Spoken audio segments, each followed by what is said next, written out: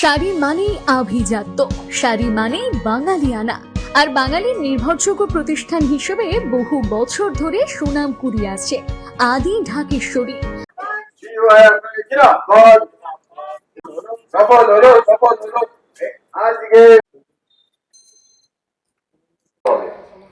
যেমন কতগুলো ওয়ার্ড আমরা নির্দিষ্ট ভাবে তিনি আমাদেরকে বলেছেন,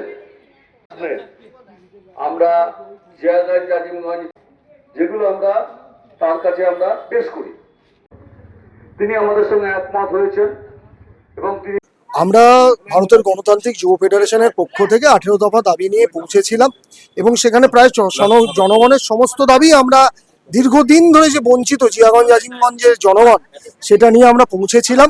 তার মধ্যে কিছু কথা তিনি আশ্বাস দিয়েছেন, কিছু ক্ষেত্রে কিছু প্রকল্পের কথা বলেছেন।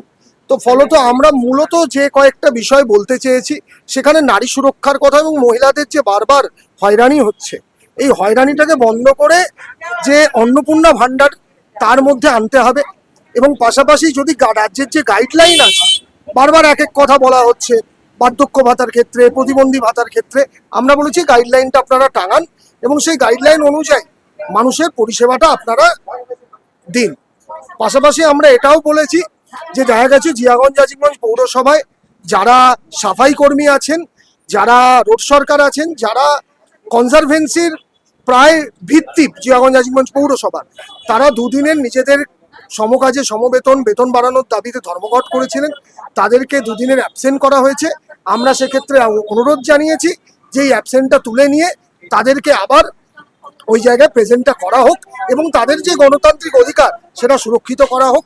এই বিষয়ে তিনি আশ্বাস দিয়েছেন।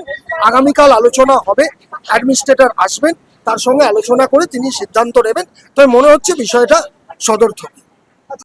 দুর্নীতির ছায়া তো পড়বেই, কারণ স্বাভাবিকভাবে দেখা যাচ্ছে, আমরা আগেই বলেছি সেটিং তত্ত্বের কথা, এই সেটিং তত্ত্ব আবার প্রমাণিত হচ্ছে, যেখানে রাজ্যের এই মুহূর্তে বিজেপির সভাপতিকে মানে ওই যাকে বলে মাখন লাগানো, তিনি মাখন লাগানো ভাষায় তিনি বিভিন্ন কথা বলছেন।